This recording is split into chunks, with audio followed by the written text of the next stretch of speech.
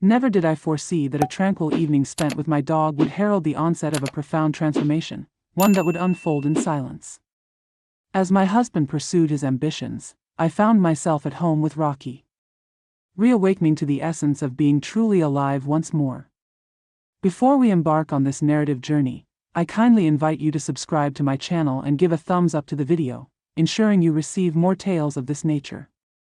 Never did I foresee that a seemingly ordinary evening spent with my dog, while my partner was away, would transform into one of the most profound moments of my existence. It all started a few weeks back when my husband departed for yet another business trip, leaving me to navigate the quiet of our home alongside Toby, our golden retriever. The house, in his absence, was enveloped in a stillness that seemed to weigh more than mere silence. It wasn't unfamiliar. As the days passed, I became accustomed to this stillness. His work trips were frequent, sometimes lasting several days or even weeks. I recognized the demands of his career and chose not to hold it against him. Ultimately, his profession afforded us a life of comfort within a spacious dwelling, complete with an expansive backyard that Toby delighted in exploring. Toby had been my faithful companion for 5 years. We welcomed him into our lives when he was merely a gangly little pup. And from that moment on, he transformed into something far greater than just a pet. His presence calmed me in ways I couldn't articulate, particularly during those extended periods when my husband was absent. That particular evening, much like countless others, the silence in the house enveloped me. I attempted to chase it away with melodies and cinema, yet nothing appeared to suit the sensation. Toby, ever the loyal companion, settled his head upon my lap, as if to convey, "I am here." As my fingers glided through his velvety fur, a profound sense of tranquility washed over me. In that serene and unremarkable instant, I came to understand the extent to which he had occupied a void I had never even allowed myself to recognize. The life afforded by my husband's career bestowed upon us a sense of stability, a residence nestled in the suburbs, and a solitude that frequently seemed to extend into infinity. Yet amidst it all, Toby remained my steadfast anchor. Throughout the years, he had transformed into the unwavering rhythm in a life that at times seemed devoid of substance. With each passing day, as my husband's absences became a regular occurrence, Toby stood by my side, unwavering in his loyalty and affection. His gaze, unique and profound, seemed to convey an understanding that surpassed that of many humans. Evenings, long and silent, seemed to carry a touch of warmth, all because of him. Following a solitary dinner, I would frequently discover Toby nestled at my feet. His golden coat exuded a comforting warmth. His tail would gently tap the floor whenever our eyes met. A gentle, comforting cadence that anchored my spirit. On a quiet evening, while my fingers glided over his back, a thought crossed my mind. What would my life be like without him? Our existence was indeed comfortable, yet at times it seemed profoundly devoid of purpose. The gap that had formed between my husband and me emerged gradually, almost imperceptibly, and remained unspoken between us. Yet, with Toby present, the weight of loneliness grew lighter. He was more than merely a dog. He stood as a silent observer in the tapestry of my existence, a steadfast presence I relied upon without conscious awareness. On that night, the stillness of the house felt infinite. The television murmured softly in the background, yet the void remained unfilled, untouched by its flickering glow. I abandoned a half-filled glass of wine on the table and cast my gaze down at Toby. He raised his gaze, his eyes brimming with a tenderness and understanding, as if he could decipher the unspoken words that lingered between us. I murmured, almost instinctively, "You're always here."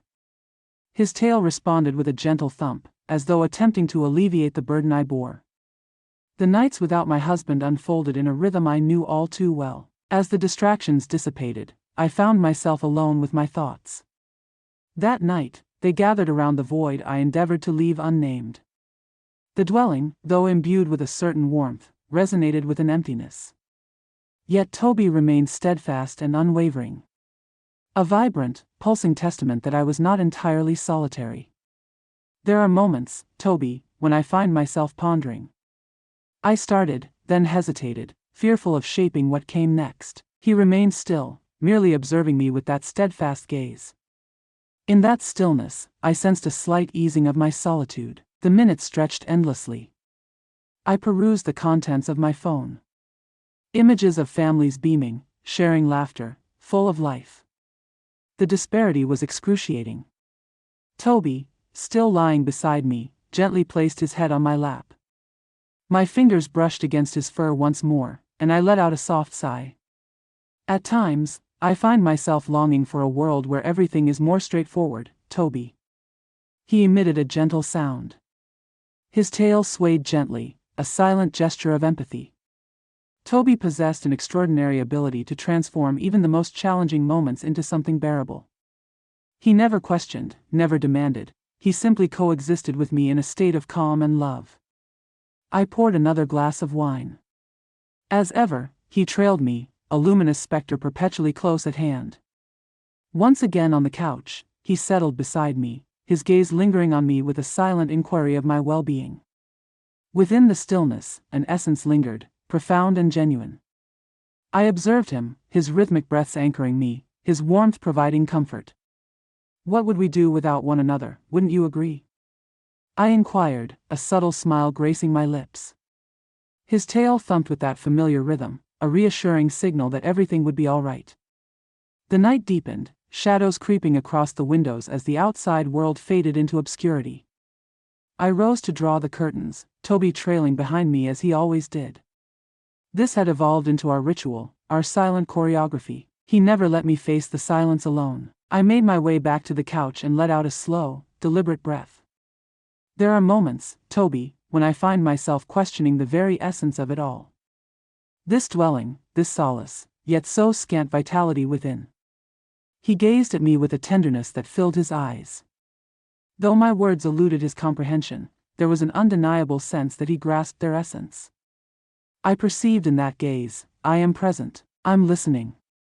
In that fleeting instant, it sufficed. As dawn broke, the familiar cadence resumed. Toby racing into the yard, me sipping coffee, watching him greet the world like it was all new. I had begun to observe him more intently in recent days, clinging to these serene instances. Yet, on that particular morning, a shift occurred. Toby made his way back. Something gripped tightly within his jaws. I crouched low to examine a time-worn leather notebook, its surface marked by the passage of years, probably discovered in the shadow of the trees. "What have you discovered, my lad?" I inquired, my fingers gently massaging behind his ears as I turned the pages with a soft flick. They brimmed with notes, sketches, and fragments of thought. It must have belonged to someone who had lived here before. Yet, within the faded ink, fragments of my being emerged, my aspirations, solitude, and uncertainties. Toby lingered close by, observing with an unwavering serenity. "I always find solace in your ability to guide me back to what truly matters," I whispered, gently caressing his head. That unassuming revelation awakened a deep resonance within me. Perhaps it was the moment to infuse these walls with a greater vibrancy. Perhaps it was the moment to cease allowing silence to shape my existence. Eventually, I found myself perched on a bench in the park, enveloped by the embrace of trees and the distant echoes of children at play. Toby reclined at my feet, his gaze drifted towards the birds and squirrels, a blend of casual curiosity illuminating his expression. "You know, Toby," I whispered softly, "I believe I've lost touch with what it truly means to feel alive." He brightened, as though anticipating my next words. "Perhaps that is the case. Every moment of silence, every instance of waiting. What am I truly waiting for?" The breeze embraced my voice, and he lingered nearby, calm and reassuring. A memory surfaced, echoing a sentiment my husband once expressed. "Toby is your finest therapist." On that day, it resonated with authenticity. Upon returning home, a subtle change had occurred within me. It was unclear whether it was the conversation we shared, the serene atmosphere of the park, or perhaps the mere fact of Toby's presence that stirred something within me. As I slid open the drawer, my fingers brushed against a blank notebook, and I felt the urge to begin writing. Visions, emotions, lost fragments of my being spilled onto the paper. With each word, a sense of buoyancy enveloped me. Toby rested beside me, as he always did, a sentinel of this serene metamorphosis. That evening, I found myself confiding in him. "You know, Toby, there are moments when I question whether this is truly the life I envisioned. He locked his gaze with mine, a depth that seemed to pull me in, and gently nudged my hand until I resumed petting him, as if that simple gesture could soothe every turbulent thought within me. I had been asking myself more and more, is this the life I imagined? A stunning residence, yet devoid of life. A companion frequently missing. A routine that had begun to feel like a loop. And yet, Toby managed to infuse even that with a sense of significance. He sought nothing and offered all.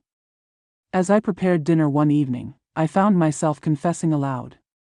My desire to travel has always been rooted in a quest for self-discovery, not in the pursuit of companionship. I yearn to explore the world, savor exotic cuisines, and wander through streets that are foreign to me. Toby inclined his head, a silent inquiry lingering in the air, as if to say, so, why not? The question lingered in my mind. The following morning, while strolling through the park, I caught sight of a sign. A forthcoming workshop dedicated to the art of creative writing will be held at the neighborhood bookstore. It captured my attention. Perhaps this marked the beginning, not a grand escape, but a modest leap towards something uniquely mine. Upon our return home, I meticulously noted the details and vowed to myself that I would go. That choice, seemingly trivial, ignited a fire within me. Perhaps all I needed to do was heed that soft whisper I had long overlooked, the one Toby always appeared to perceive with such clarity. For the first time in what felt like ages, I sensed a faint connection to the person I once was.